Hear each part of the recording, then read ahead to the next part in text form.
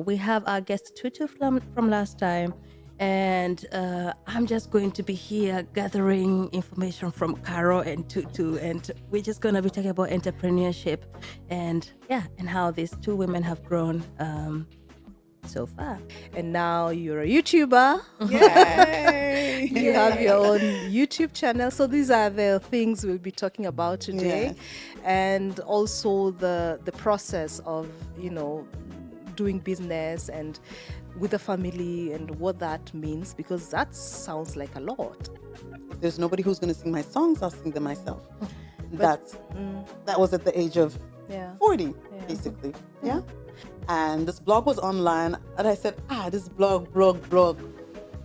I mean, I need to sell something. It's not bringing me any money. And then I said, okay, well, then I'll start sewing some accessories with wax print fabrics, African fabrics, and I'll sell them on this blog shop. It also helps to position us in the society. Yeah. True. And it gives us worth, value.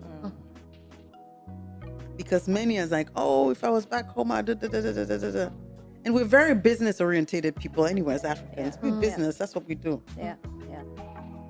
And if you start a business over here and you go over this long process of qualifying yourself and getting all the papers and all that you need to start a business, then you've really gone far. It's not easy, but it's doable. Yeah.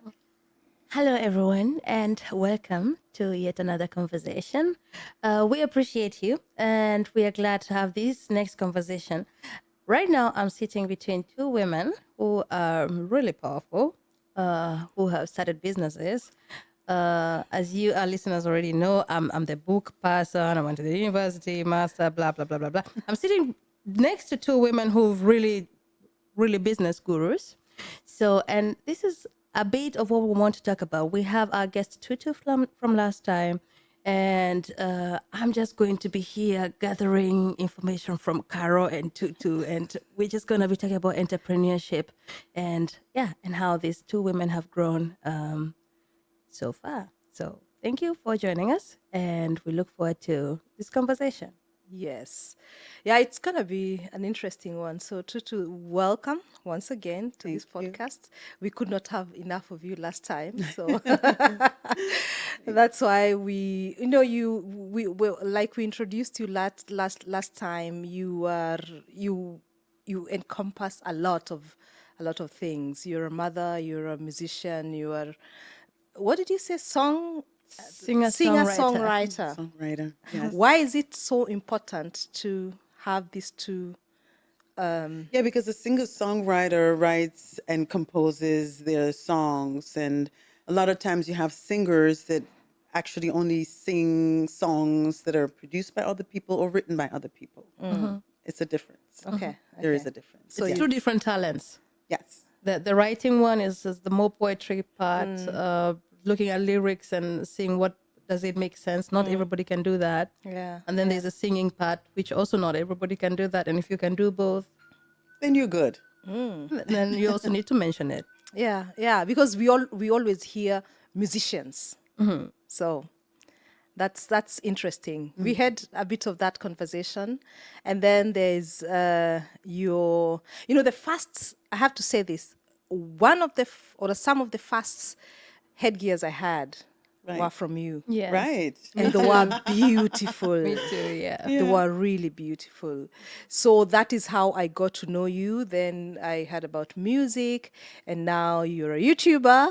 Yay! You have your own YouTube channel. So these are the things we'll be talking about today. Yes. And also the process of, doing business and with a family and what that means, because that sounds like a lot. It could sound like a lot, but at the end of the day, for me, it's all connected. All these things that I do kind of like flow together. From the outside, it seems like a lot. And if you are a creative person, you like to create. And a creator does not create one thing. You know, it's diverse. I actually started out actually, I used to sing a long time ago. I think in the last video I explained that when things were tough, while I was a student, music was one of the things that helped Yes, me Yes, yes. yeah. to pay my bills. And I enjoyed it.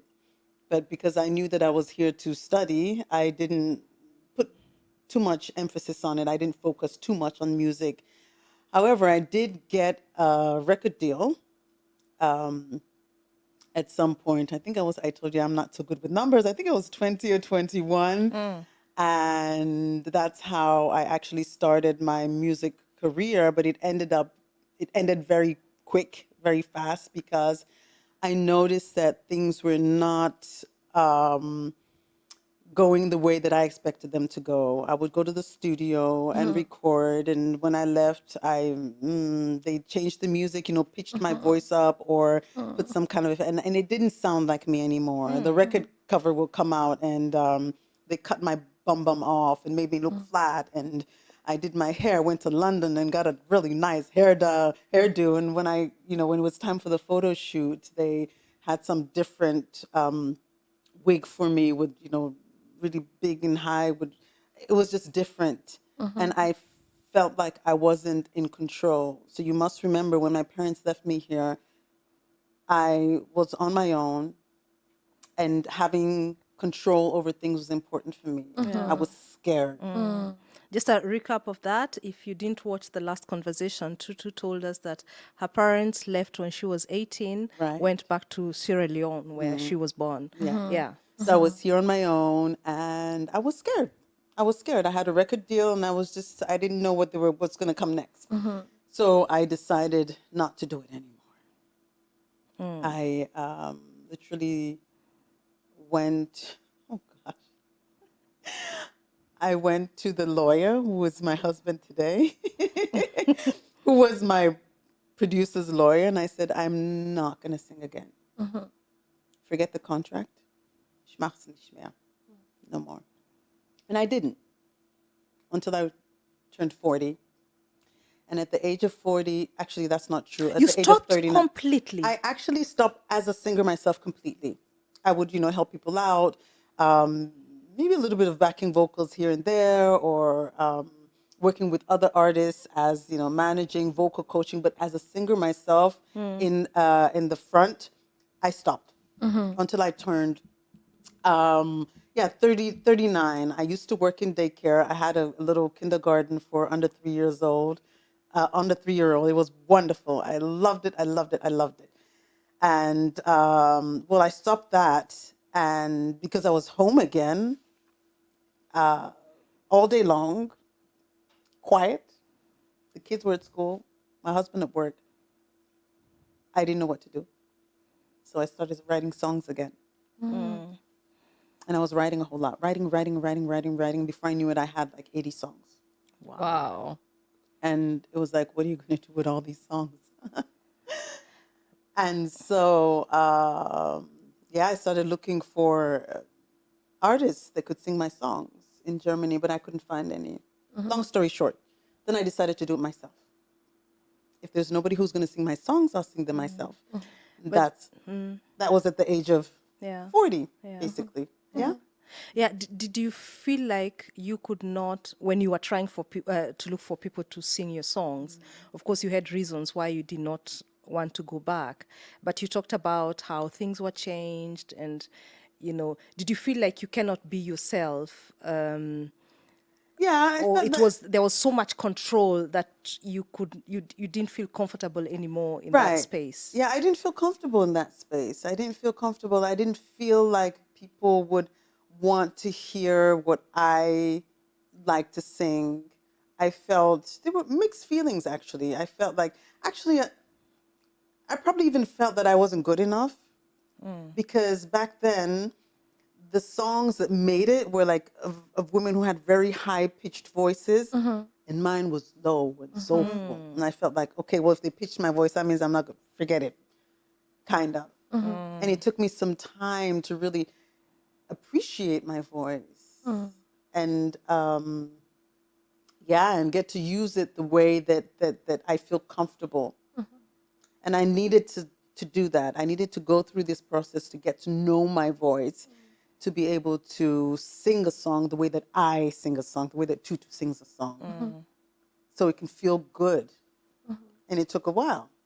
And it wasn't only until I was, 40, over 40, that I was able to do that. I can really, really identify with that. That really, this struggling that the voice is a very vulnerable thing to put your voice out there and to have it judged.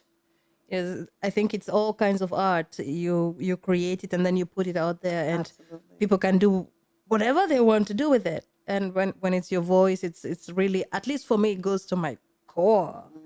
It takes a lot of growth to accept. Absolutely. This is how I sing. This is my song, and I will sing it this way.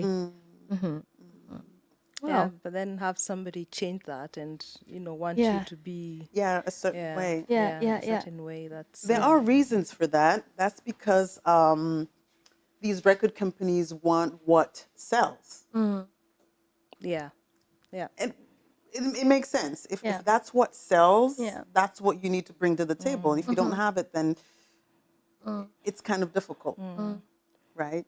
So, But that is also what we were talking about. Sometimes you do things, of course, you want to sell, but there are things you also do for the joy of doing it because they give you, as a human being, they give you something back. So I assume music is one of those things.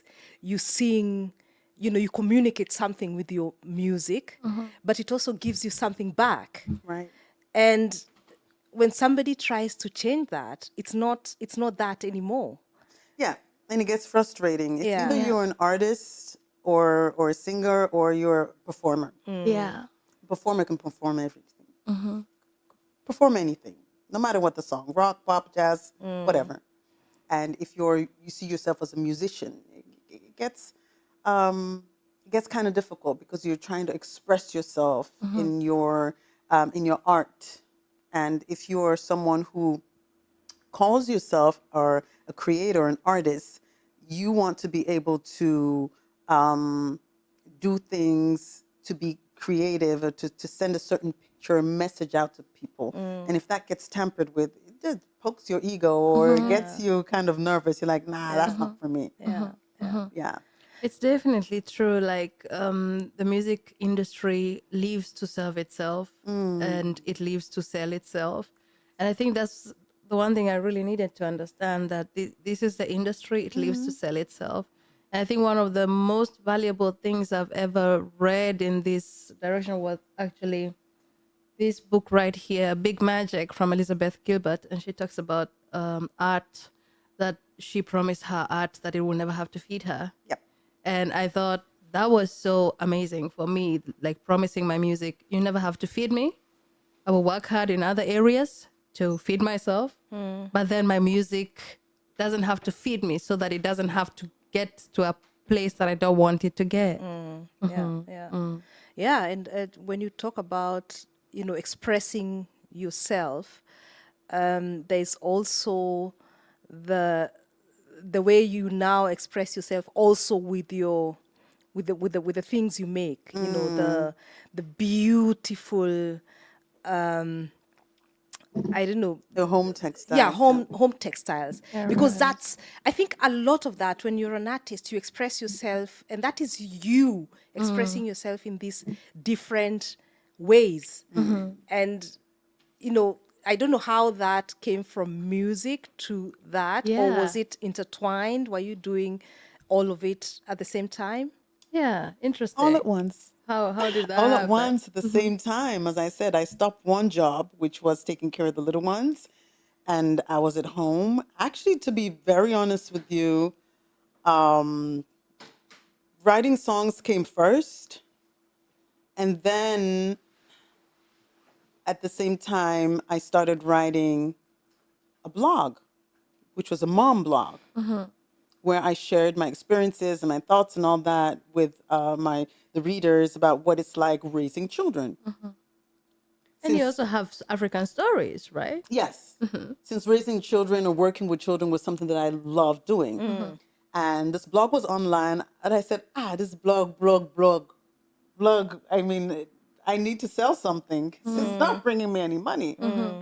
And then I said, okay, well, then I'll start sewing some accessories with wax print fabrics, African fabrics, and I'll sell them on this blog shop. And when it gets to that time, I can also sell my record through that. So it was all at once, Yeah. all at the same time. And so I sold my record on my blog. The blog is called Mementos Box, which is the name of my brand still. So not much has changed. It's all started at the same time. I have the only difference from back then to now is that with time I designed my own fabric. I don't buy I don't buy wax print anymore.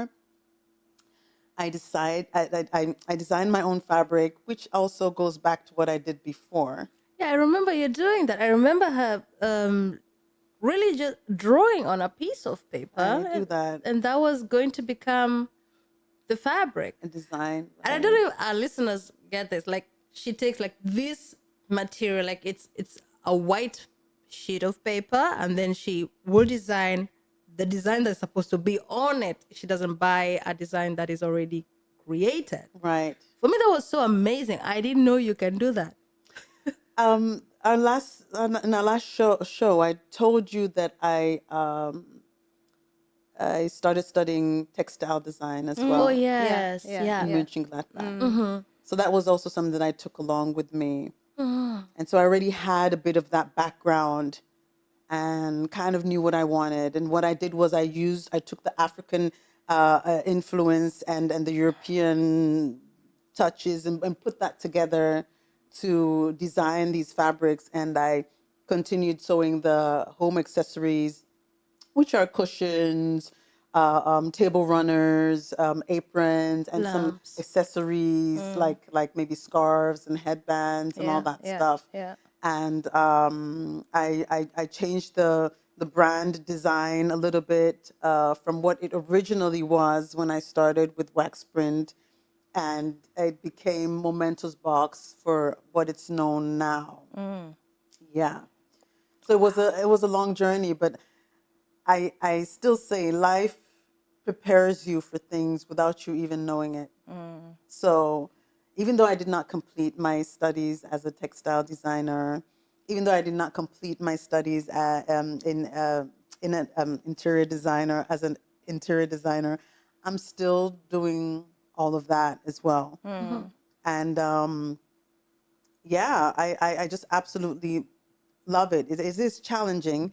In Germany, it's not that easy to start a business because I think mainly because we do not have that many role models. There are not that many Black people in Germany right now that have started a business. Well, that's not true. When I started, I didn't see many. There are a lot It's now. coming up. It's coming up. But Yeah. when I started, I did not see that many. So I really think that because there are more coming up now, it's opening many doors for many of us to start businesses. And I tell you why that's so important. Not only does it send a message to our youth, Yeah. it also helps to position us in the society, Yeah. True. and it gives us worth, value. Because many is like, oh, if I was back home, I da da da da da da da. And we're very business orientated people anyway as Africans. We're business, that's what we do. Yeah. Yeah. And if you start a business over here and you go over this long process of qualifying yourself and getting all the papers and all that you need to start a business, then you've really gone far. It's not Yeah. easy, but it's doable. Yeah. Yeah. Take us through the process of that. So when you were singing with 20, did you have to register something? Did you have your own company? Were you being paid? Look at me, I'm like, I don't know. I was young and I was a student. Young and stupid. No, I was not exactly. And Yes, very no, I'm stupid. saying No, that no, serious. No, there's I was something on YouTube called it's Young and true. I Stupid. was very young and stupid. No, I was very young and stupid. I was studying, and to be honest with you, I didn't even know if anything was going to come out of it. In fact, I didn't even know you had to register a business. Yeah. I'm serious. Yeah, I said, who's "Oh, I'm supposed to doing a tell thing." you? No, How no, is it supposed to I'm know? just singing. What's there to register? Yeah. Right. Yeah. And it is, and it's not like I was earning millions, right? So I just did it. And that singing thing actually helped me a lot. It really did help me In what ways? because I didn't have to work every day to pay my bills. I would just, because I managed to get into the business itself, I just get the random calls to go to the studio to do some backing vocals, and they paid me. And that would be just like a day or two or three in a month. Wow. And it was sufficient. Wow. It was sufficient. It was nice. Yeah, it is nice. I can't. I Yeah. don't think I've ever worked for 3 days in a month and been able to live off of that. Yeah. So that's really. I think And that's very few people can say that about yeah, yeah. themselves. But I must say though that it was not continuous. So I still had to budget, keep myself and make sure, watch how I spend, what I Yeah, spend. yeah. And I was pretty good at that. I was very good at that. I never lived, above my means. I was very careful. But I had that great opportunity and it helped me a lot. Yeah. It's also just the knowledge of having enough. I think very many people Yeah. don't have that knowledge. Like it's enough. What I have Yes. is enough. Yeah. Yeah. So when did it come to the business part of it? So when you started doing your textiles, or Yes. that's when you registered your business? That's when I registered my business. When I was at home after I, stopped working with the kids. When I was at home, as an artist, you start being creative, and I was painting this picture in my mind of, yeah, you can have the blog, and then you can sell your music. The music will advertise it, and then you sell your products, and then that's when it just came. It just came together, and it came to the point where I said, okay, well, I'm going to do it, and I want to do it serious. But with the kids, that was also a business, It wasn't it? was. So what made you stop that business? Well, the reason why I loved it, and until today I still do miss it. They were under 3 year olds, gorgeous, and I still have great contact with all of these. In fact, a couple of days ago, one of them's birthday. He turned 18, and the mom was like, "Send me some Wow. memories." And I went into my box digging, and old pictures and stuff. Anyway, I stopped because I actually bought a house in Zurich, and I used to take care of the kids in there. So it wasn't at home. And because in Germany there are many rules and regulations, it was how do you say, a Privatshaus, Wachgeschäft. Yeah, It yeah, was yeah. not It wasn't a business house. how do you say the You word? could, you could not use it. Yeah, for, I could not use it for business Yeah, purposes. It yeah, was a yeah. private house, exactly. And I had to, so I had to move. These rules in Yes. Germany. Oh dear. Well, they allowed me to stay for like a year or two, but then at some point I had to be, and also because I expanded as well. I got, people working for me, and Too it was small. exactly wanted to Yeah. expand. I had a partner, and we did find a location. It was fine and everything, but then at some point they came again, and there were so many things. You need a escape route and whatnot. Yeah, The yeah. rules and regulations were so high that I just said, you know what, I can do so many things. I am a creative person. I'm going to take some time off because I never took time off since my first son was born. I worked continuously. I only took time off, a few months after each child was born. In fact, when my last daughter was born, I went back to work after 6 weeks. Wow. So it was like I was always working, and I thought, no. And I realized as well that my children needed me at that point, school wise, because they would go to school until 4 o'clock or 5 o'clock, and I felt kind of like guilty, and I thought, well, why not? I'll pick them up Because early. you were in the kindergarten until Yes, late. yes. Yeah, yeah. Not until 3 o'clock. Until Those were 3, my yeah. hours, but still, I wanted to pick my kids up.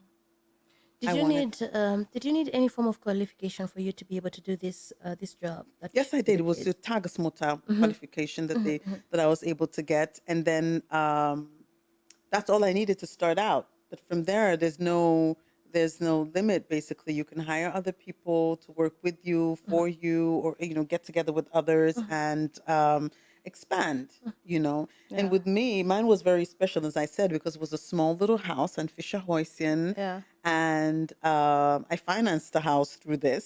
For me, it was like business, and it was bilingual, so it was special for the parents who Ah, came to okay. me, and they Yeah. wanted to. I had a waiting list. It was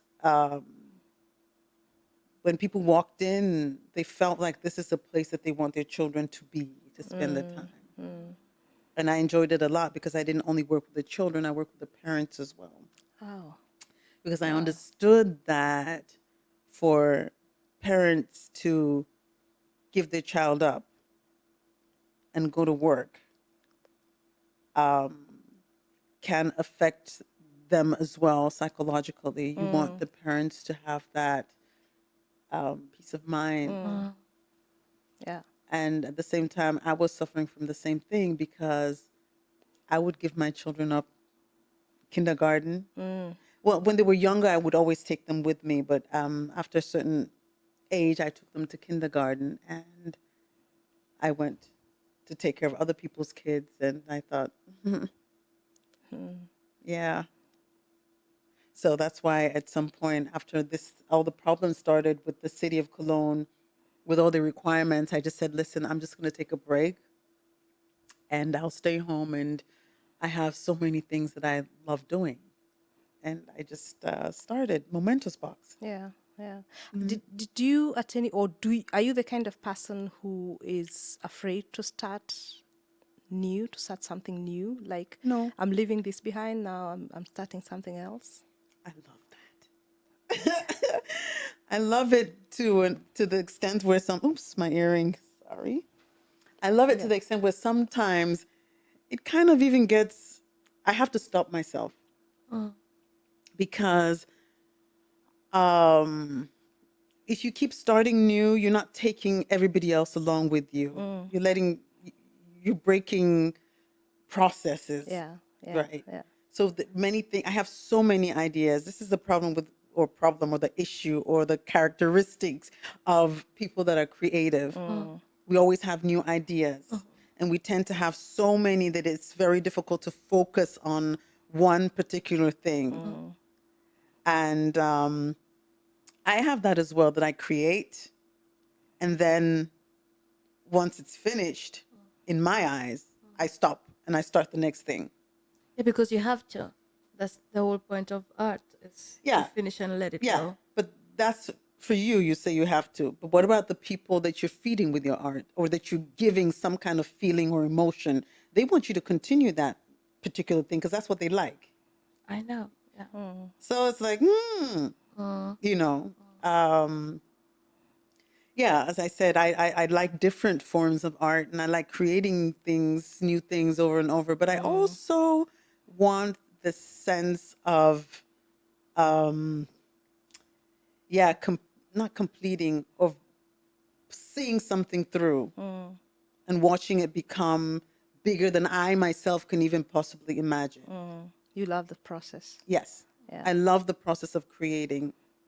I even have to stop myself sometimes from starting new things because too many ideas. Yeah.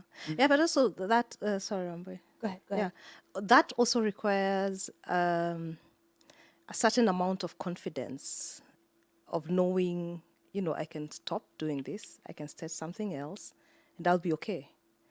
Because I know that about myself. There are people, I've talked to some people who are, how can you stop doing something that is working and go and start something new? Because I don't have that fear of, just moving on. And maybe for me, it's because I think I've talked about to you about this. When I was growing up, my mother was not employed, so she used to do businesses. So she would start one thing, it would at some point, I don't know, fail or not. I don't know why she stopped things, or she got bored and went to the next thing. So, and then I would just see her move from this to the next thing, to the next thing, to the next thing. And somehow there was no that fear of, will the next thing work or not? It had to work, it was working.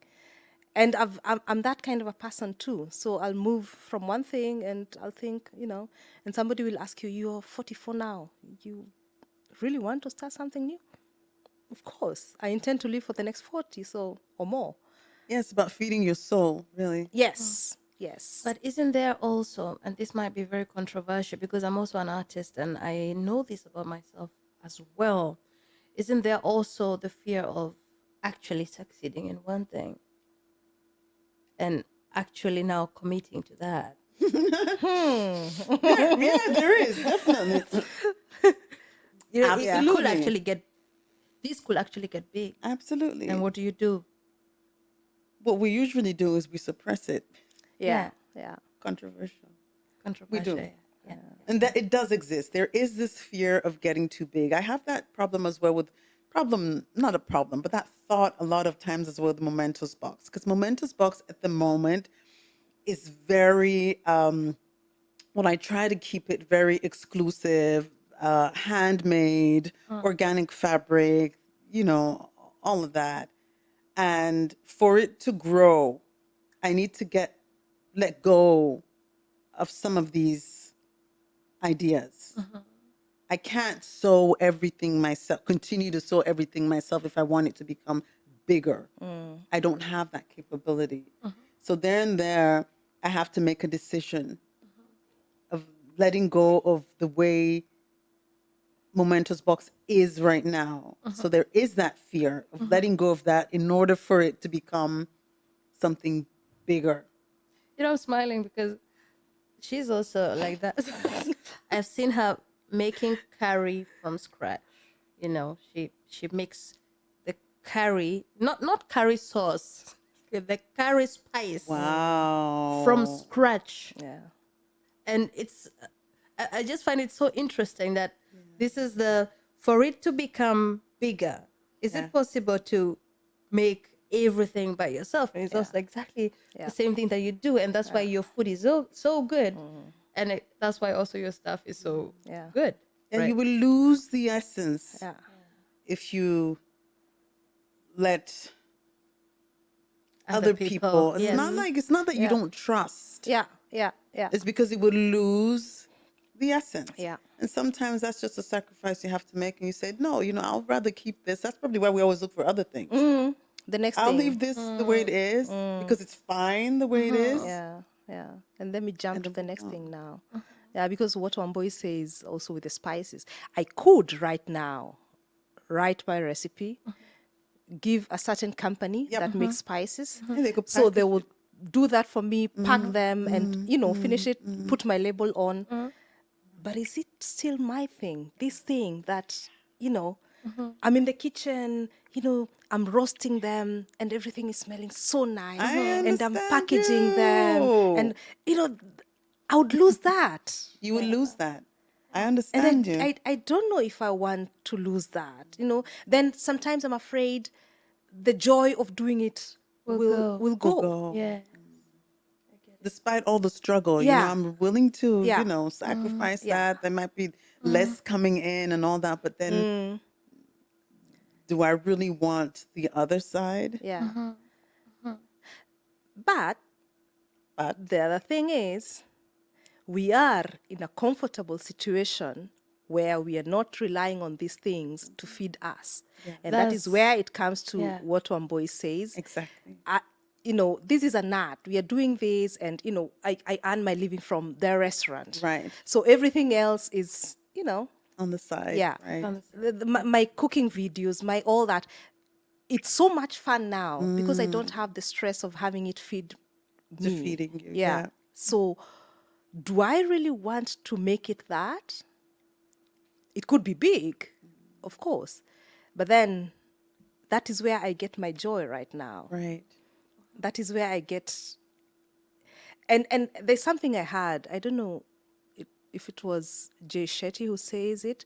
There are things that we love doing for the love of doing them. And then the minute you start earning money from them, Yeah. they start losing, Yes. Their essence, right? yeah, Yes. yeah, which is very controversial. It happens automatically. Yeah. Yeah. Yeah. It does. You start seeing it as work. It is work, especially because you're getting a reward for it. And this is also a phenomenon you find in pedagogy, when you find, for example, there's been millions of studies on this. It's so interesting. When you give kids, let's say, things to draw on, they will be so happy. They will run, they'll go, they'll start drawing, they'll be done, and everything will be fine. And you leave the drawing stuff there. Tomorrow they will come back and do that again. Now, if you start giving them chocolate after they've drawn, they will run, they will draw, but they will be waiting for the chocolate. And now, once you leave out the chocolate, They'll not have the joy the of doing desire it to anymore. draw is gone. Yeah.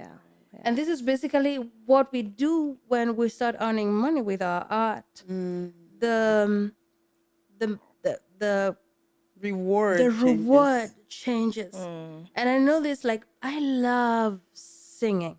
I think that singing is the love of my life. It's the one thing that, like I've told you before, when I imagine of heaven, I know for sure we are standing there and we're singing. That's heaven for me. But there comes times when I get angry about a certain amount of money that I'm gonna get, or I go to sing and I know I'm gonna get this amount of money, and while I'm performing in this concert, I don't like it. It's strange because you will think that it's so nice to be given money for what you love doing, but not necessarily. Because it all of a sudden becomes work It becomes work. Yeah. and not a passion anymore. Yeah. But then, sometimes I think to myself, Tutu, stop being selfish. In what Because- In way? what sense? No. It's selfishness.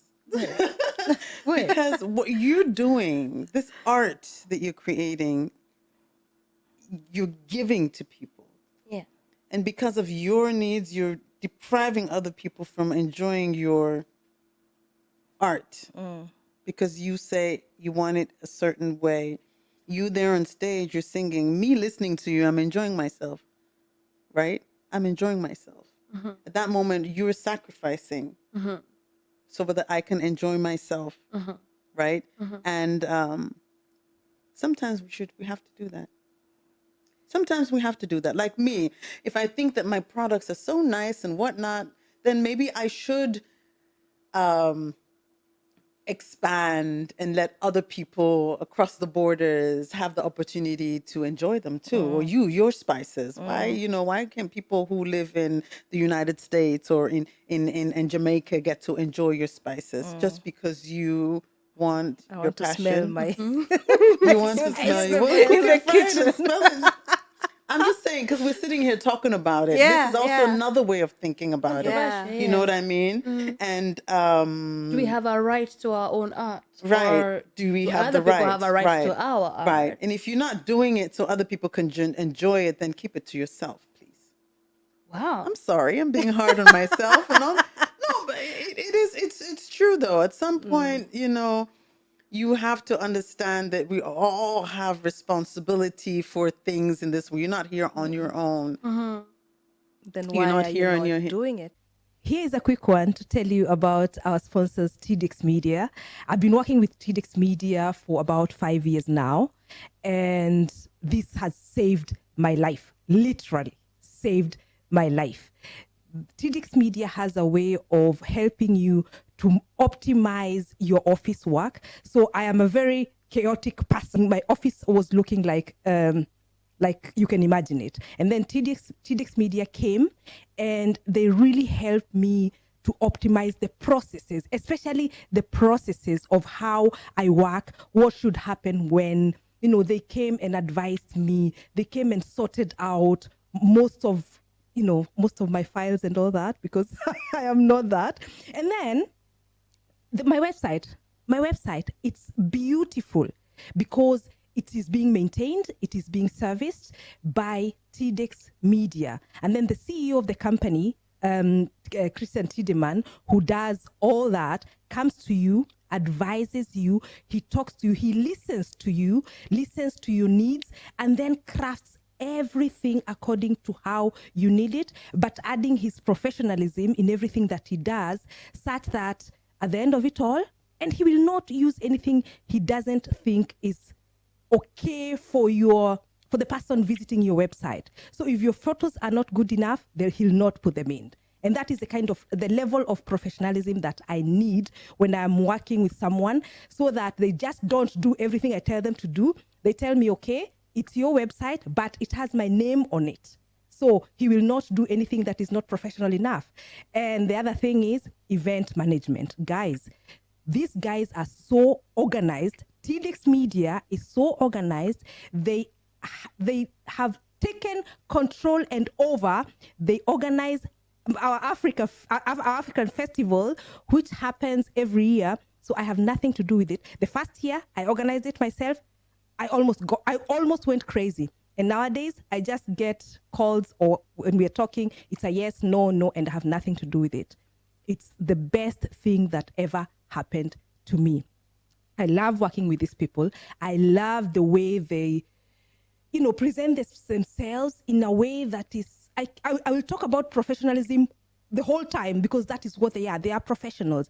And you see that in everything they do. When they're doing consultations with you, they are very specific in everything that they're doing. You can only be satisfied when you're working with TDX Media. And I'm so glad that have trusted us now to sponsor our podcast. And I've been working with them all this time, satisfied with their work. I'll continue working with them. So please visit their website, www.tidix.de. That's www.tidexx.de. Visit them, because you'll be doing yourself a favor. Thank you so much. Why I'm not doing it? That's because I didn't have this conversation yet. We're just we're thinking. Ah, Carol. We're Yeah, thinking, because we're you thinking. explained that so well. No, but I never had. Yes. I never had that thought before. Okay. Sometimes it helps. It just Yeah. it helps to Yeah. talk. Yeah. you That's know? what that happens a lot with us. Yes, yeah. Things we did not think about, and then we Right. speak about them here, Right. and then you're like, oh my God, Yeah. that's so true. Yeah, I'm thinking now, why not? Why not? Why not? How many other Sierra Leonean or African entrepreneurs, designers, or creative people will feel inspired by my work if I let it go beyond? Many. I'm reminded of a Bible verse right now. Actually, a parable of the talents. And when the boss left and he gave 10 talents to one person and 5 talents to the other person and 1 talent to the last person, and the last person was very clever and he buried it, so nothing will happen to it, and he protected it. And the person who had 10 talents, he really, or she, let's say she, because the Bible says he for everything. Let's take she. They. Let's take they. Yes, let's take they. I love it. Oh my God, sorry. I digress.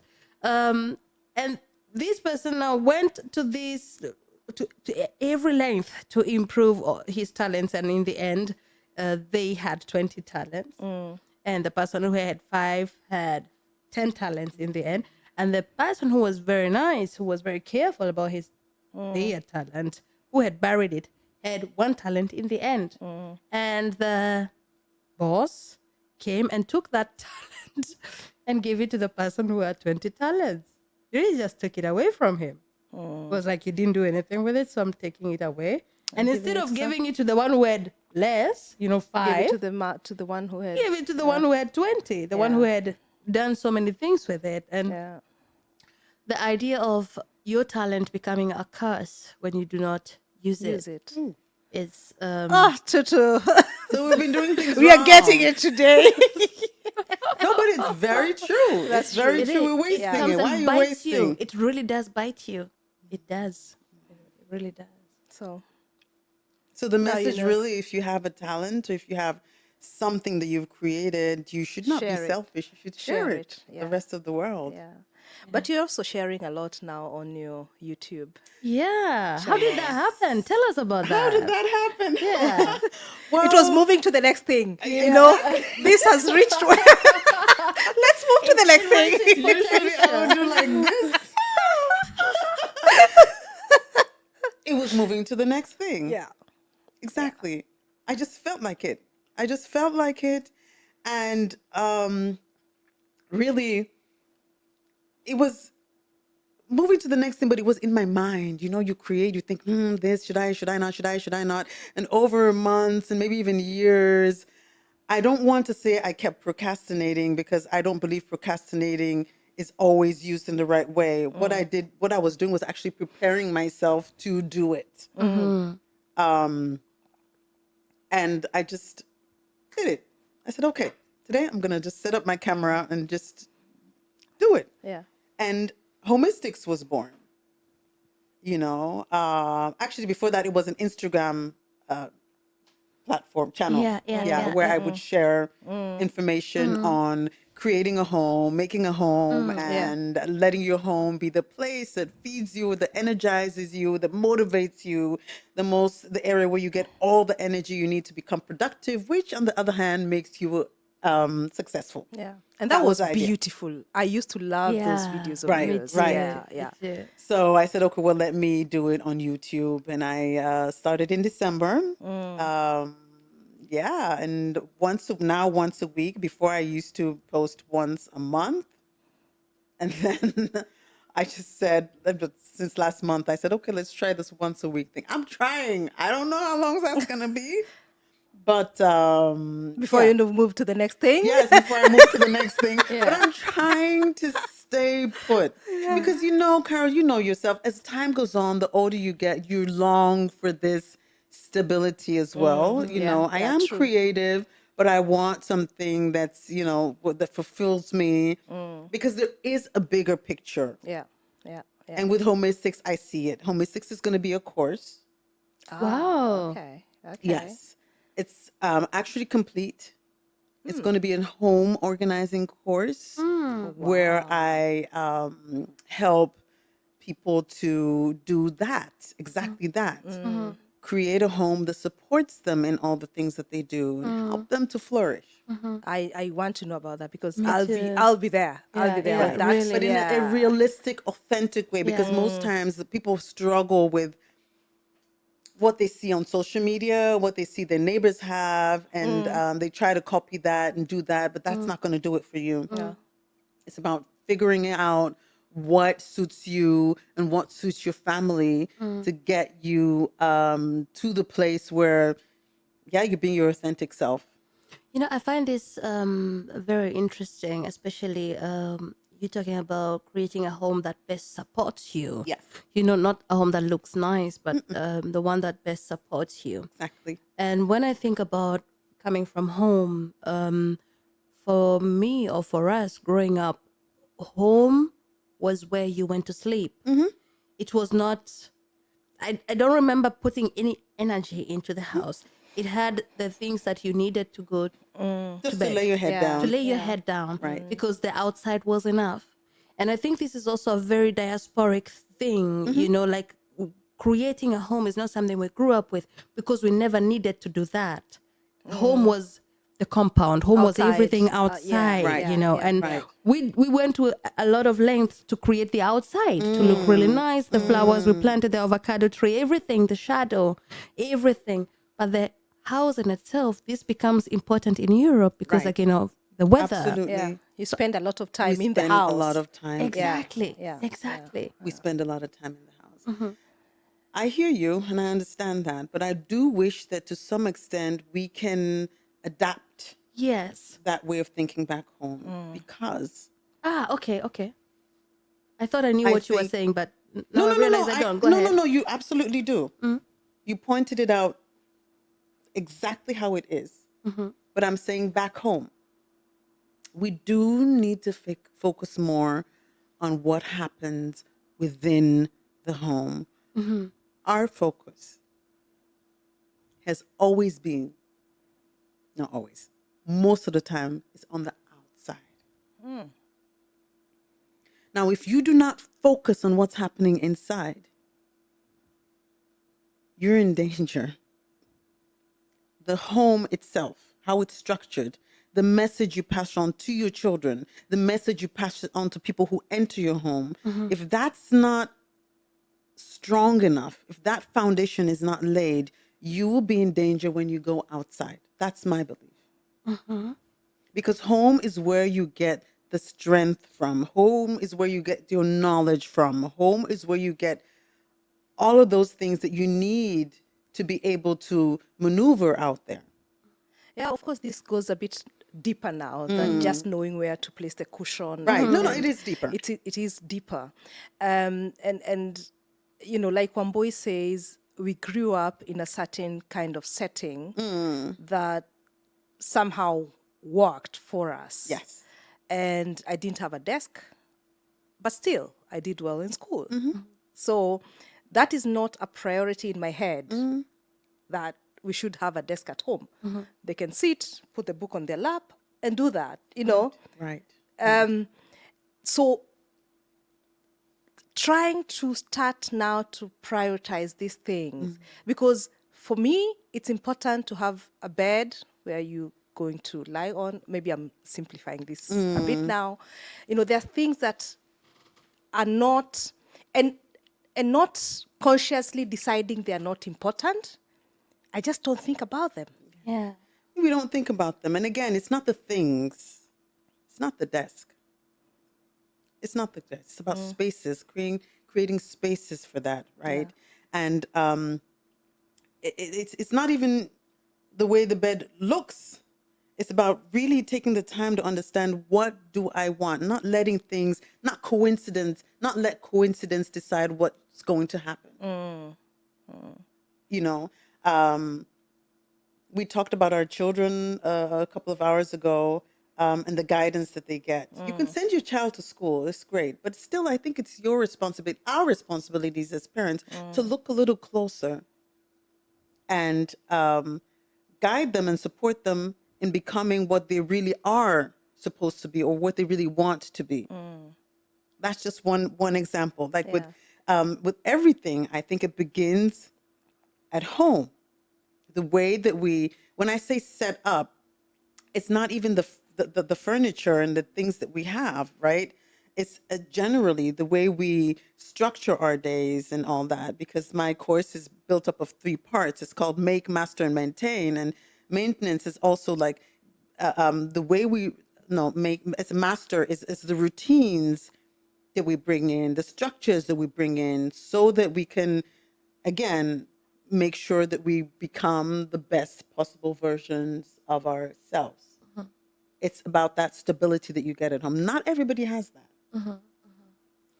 No. And I'm also thinking, you know, there's a saying in my mother tongue which says, "Wega umaga na musie."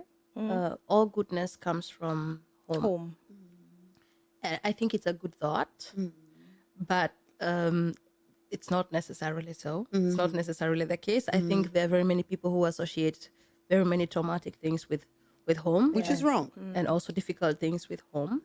I'm just wondering, and maybe this is going too far, and maybe I just need to visit your course. But how does this? How is it possible to maintain this without being totally overwhelmed? Because again, when you talk about this, I feel like the responsibility is going to go to the mothers. I feel like it's the women who will have to do this. I feel like it feels like more work, and it feels like it's more work on the women. It's actually less work. It's Is it? actually less work, because my focus is really is on keeping things simple, keeping things clear, keeping things transparent. It's about pinpointing what it is that you really, really want. Because as you said, this home thing can be very traumatic. It can be traumatic if your mom, the mother, or even the father is going through a traumatic experience. Right? It's about having all parties wanting to work towards a certain outcome. And I don't. Oh, actually, I do think a lot lies in the hands of the mother, because I try to think of other reasons why it shouldn't be that way, but I always come back to the reason lies in the hands of the mother, As because a to me, homemaker. as the homemaker, but they're not always the homemakers. My last video, or the video before the last, I focused on that. That's the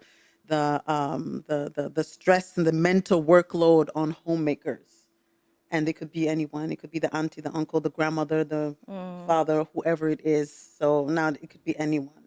But these homemakers can put certain things in place to make life easier.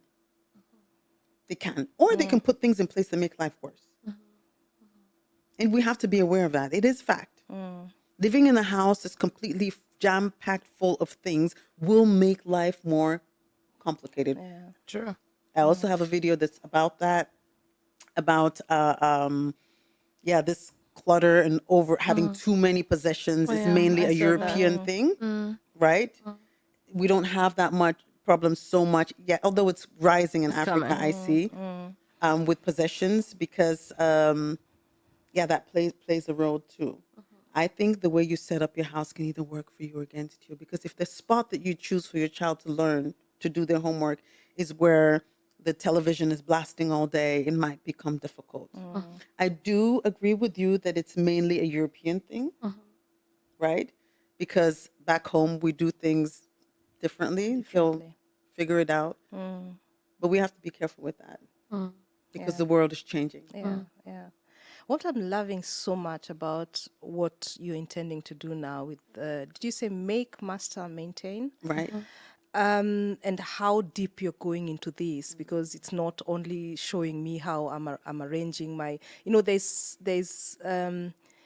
very holistic. It is holistic. It's It's called, yeah. very Yeah, holistic, it's and I about can what you do, right? imagine. I can imagine. I'm not the kind of person who looks in, at home. Why I don't know what magazines and how to set up. I'm a very practical person. I think I have a good sense of what looks good, so I'll buy things that are looking good together. But still, things will be lying around for some time. They'll be on the way, and they'll be, inconveniencing everybody in our daily routines. But I'm hearing a lot of the foundational things that make that not get to that point of, things lying around. But what I'm also thinking is sometimes the house or our homes are a reflection of our minds. People say that sometimes. Sometimes I believe it, sometimes I don't. A reflection of your mind. I think it's a reflection of the season of life that you're in. Yeah. Because depending on what you're going through, the way your home looks could change. Are you sick? Did you just have a baby? Did you just change jobs? Are you having financial problems? Are you having problem with consuming substances? All of that can determine how your home looks. So the way your home looks is not a constant thing, right? But at the same time, you can put structures in place to help you manage it a lot easier. You, for example, with your busy days, having certain structures in place can help you manage everything a lot easier. You probably already do. I'm sure you do, because if you don't, it's going to be a lot of stress. Yeah, And a big bin where everything goes in. We are throwing away everything. So we're if not that arranging. is No, no, no, I'm no, just joking. if that is what you need to do, at least you have a bin and you're not throwing things all over the place. Okay. So, you know, Yeah, yeah. and so really, I just feel like if a lot of focus is placed on not only the way our homes look, that's only a fraction of it, also the emotional, the mental, which a lot of times gets ignored. You think, oh, your child, who cares about their mental, emotional and the spiritual growth. All of that has to have its space in your home if you want to be a balanced person. You have to make space for all of those. You can't have your home and say there's no spirituality inside, or there's no space for love or growth mentally. It all has to be there, and you have to make space for it. And when you do that, you will see that it brings a lot more balance. Um, isn't this isn't this a character? I'm wondering. Aren't there some people who are like that and others who aren't? Definitely. Definitely. Those who aren't are perfectly fine with the way that things are. But my target are those who aren't fine with the way that they are. Okay. That makes sense. My intention or my goal is not to make everybody have a perfect picture perfect home. No, to create the home that supports you in your everyday life, because there are people who struggle, Yeah. who want to get to a certain place but they can't because the environment is stopping them from doing what they want to do. Yeah. And they would want to have Right. it. The author, James Clear, his book Atomic Habits Oh, talks yes. about this I roughly, love that book. Exactly. Yeah. Creating an environment that supports you in doing things that you do. You can make things work for you or either against you, you know. Yeah. And sometimes some people's homes make it difficult for them to move forward. A friend of mine not too long ago was she's looking for a partner. She's like, oh, I'm dating, whatever it is. I'm like, great, but are you ready for a partner? Are you really ready for that? I said, because you have to make sure that your home is welcoming for someone to come in and be a part of your life. Now, I'm not talking about being a mess. Well, if you're a mess, then maybe you might attract someone who's messy or someone who's okay with a mess. Or do you want someone to, all of those things play a role. You have to open yourself and prepare your environment to receive what it is that you want. It's not the size. It's not the pieces of furniture that you have. It's the feeling that you have in the spaces that support you in your everyday life. Really, really important. We need that more than ever in this society. Back home is something different. Yeah. We need that more than ever. Wow. Tutu. I think, first of all, people go and subscribe to Tutu's Yeah. YouTube, because I hear, like, there's a lot to learn This is there. deep, yeah. This is really amazing Yeah. what you're talking about. So homistic, Homistic. HOMEMI. Continue. STICS. Yeah. Home without the E is sticks. Yeah, we'll Yes. put that in the Right. Put it in description. the- yeah. Yeah, and then please tell us when this course is starting, because I'm really interested now. Yeah. I'm interested. Yeah, I'm me really, too. really interested, and Yeah. I mean that Well, honestly. the thing is, I have to decide now how I want this course to be out there, whether it's going to be like a Zoom thing, a 3-day course, or whether I want it to be a live course, or whether it's going to be on a platform. I'll have to figure that out. The only thing that I know is that the course itself is only giving people the tools to work on. And because this is a very emotional topic and it goes into detail, I also offer the one-on-one consultation, because sometimes people need that extra support as well to get to the point where they're able to, live their life without having this feeling that something's wrong. Yeah. Yeah, but please do it also on Zoom for Yes. people like us. Yes. Consider Yeah, that, because please, from because far away. yeah, I I know, think right? coming to your place would be a bit Yeah, difficult. yeah. So, I'm and looking now for you'll be able to platforms. reach more people. We just say, Absolutely. don't Yeah, be, you don't said be. you said it's people's rights to have your talent. Exactly. So We are demanding it. yeah. All Oh, right. Tutu. Yes. You're such an inspiration. Thank you. Even now moving into the next thing, and what I'm loving about this is how I see you light up talking about it. And this feeling of you've been doing a lot, but now, and this is the thing about when you feel like you're living in your purpose. Somehow I feel like this is what you were meant to do. It is. And it's like all these things have led Yeah.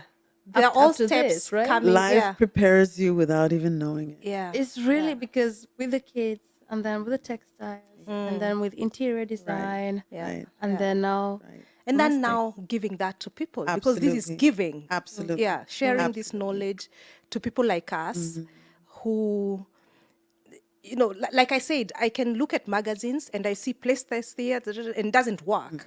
But now hearing this holistic Right. view of it.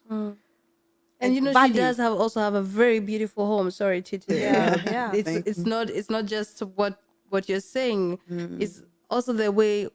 It's true what you're saying. When I came into your house, it does something to you. It's very peaceful, even Thank you way very back much. then. Thank yeah. you very much. Yeah. So go ahead. You know, because we're here on this show right now, it's important as well that I talk on our sisters and brothers that come over here.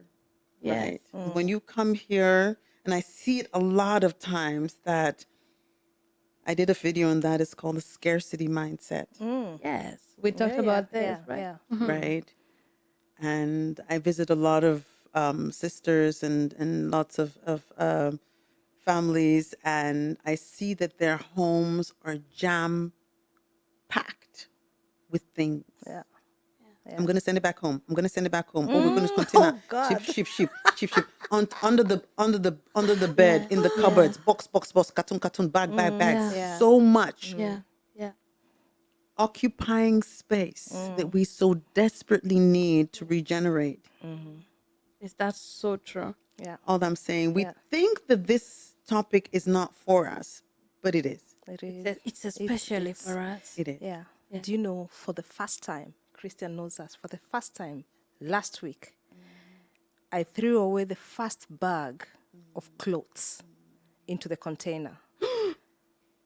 I've been keeping this for the last 4 years. I've not been to Kenya because I always say, I'm packing all this. I'll take know. them to Kenya with me. I'll take them, and my house is full of things. I never throw away shoes. I never throw away anything because somebody could use them. Somebody could use them. So, I'd never throw away anything. And I was going through there, and I was thinking about, if I'm going to Kenya next time, I'll need a container. Yep. It's not possible. There are many problems with that, right? First of all, that's teaching us the culture of always buying. We buy, because I'll send it back home. Right? Oh, I don't need it. Yeah. Even if So I wear that this is bad. dress, That is bad. my sister could wear That it is at bad. some point. Yeah. Very environmentally unfriendly. So Yeah. majority of my course, or the things that I talk about, is about being a mindful buyer. Be conscious. It's very, very, very important. This cheap culture, over consuming, that is one part of because that is one main thing of maintaining your home. The other problem is that we're sending things back home to Africa. And we know by now, we should all know that we're destroying the continent. That's so true. Yeah. We're destroying it. Yeah. I did as well. I'm sorry. I'm controlling myself. I'm not doing it anymore. All the junk gets sent back to Africa. That's two. We're destroying it. Third of all, we're ruining businesses. We're ruining the businesses back home. Me, myself, I am included. The textile industry, because nowadays people are going to get, Tailors. Yeah. Yeah. all that stuff. All the stuff never that we looked at send, it this all the way. furniture, all the things, the broken gadgets that we sell. How we're not even allowing people to be innovative back home because we sell all the broken telephones, broken computers, all the people that are gifted with tech. They're busy trying to fix, and they're not creating new innovation for the continent. Yeah. Because what's the All the point? tailors are losing their jobs because there's all these cheap stuff that they can buy for not people who are selling. It's ruining a lot of our skillful people, right? But that's we keep another story. complaining about Yeah. companies dying. Yeah. And we are doing a lot to. Yeah. And we're doing all these bags of medicine to send back home. This person has diabetes. Whereas, we could just try. I know it's so easy to say, and I don't know if my thought is making sense to many people. They will say, oh, because you're there. But, we could start. We have diabetes a lot. Maybe we can start creating our own instead of always looking for the next person who's a nurse or a doctor to give me diabetes medication to send back home to whatnot. All I know is that we send so many things back home that people do not know how to get rid of. We don't know what to do with it And then they at the also end of the don't day. throw it away because it came No, from we throw it Europe. in the sea. We don't know how to do it. We don't know what to do with it. That's where it ends. Right? So we're not doing our people Energy. a favor, and we're not doing ourselves a favor by collecting. Every time the spemmel, I have, some family members, they're going to say, oh, this fridge, you can use it. Oh, this one, the packet. So many things. And it's occupying space. And I believe that space might be crazy for some people. Energy flows through space, right? If you have all areas of your home blocked, There's no flow of energy. there's no flow of energy. Wow, Tutu. Thank you. Now I have another way of looking at this and not feeling guilty. Yeah. Don't feel guilty. Yeah. We're all going through it and we're all learning. Yeah. I think it takes a lot of healing to get there. Yeah. It's one thing to know that, but Scarcity mentality. yeah, I never Yeah. saw my mom throw away anything. Right. I did not see it happening. So starting to do it by myself is something totally new. Yeah. And it's one thing to know something, but actually now doing it. Like I have cartons of all my phones that I've ever bought. I don't throw them away. My earphones, I don't throw them away. They're all there. Not because I want to give them away. No, I think that this is what is happening in my mind is when I'm moving, I will pack it in the box. It's okay. If you Yeah. have space for it, it's fine. But Yeah, but we also talked about Wambo. You remember talked about underwears that have been there for underwear. 10 years. Yes. You know, Why are you torn keeping them? underwears. Why are we keeping them? For a day when maybe I'll not have enough. When When is it- that? Yeah. doesn't happen Or when in I our have my society. periods. No. Yeah. Why? Why can't you wear the nice underwear even when you have Right. your periods? Yeah. That's because a lot of times we saw our mothers doing that. I did, keeping the Yeah. nice dishes in China for Oh, yes, that whenever. one. Now Yeah. I use mine. Yeah. There's no Yes. such thing in mind, like Yeah. keeping it for whatever, the jewelry or for this particular. Use it. I mean, you only Wear live it now, today. Yeah. but in a mindful way. That's something Yeah. that I always repeat, in a mindful way. Even the underwears, in a mind, don't go buy new ones that will make you stop looking at the old ones. Okay, I know nobody wants to go outside with ripped underwear just in case. My mom says, you Yeah. don't know what's going to happen. But still, be mindful. Use your items until they are no longer usable, no longer repairable. That's the level we have to get to. And yeah, my next video is going to be exactly on this topic, what the pandemic tried to teach us and the Great Depression. Wow. Go subscribe to Homistic and also Far From Home Diaspora Conversations. Oh, yes. Thank you so much for tuning in, for the love you've shown us. Please tell us what you took away from this conversation, because these are very rich conversation, and what Tutu has shared is, it's amazing. So comment, please. Leave us a review on Apple and Spotify, Apple Podcast and Spotify. You can leave us up to 5-star review, and your comments on Facebook, your likes and your shares are so important to us. Thank you so much, and you'll be hearing more from Tutu Westerhoff. Yeah. Bye bye for now. We appreciate you. you. Bye-bye. Bye.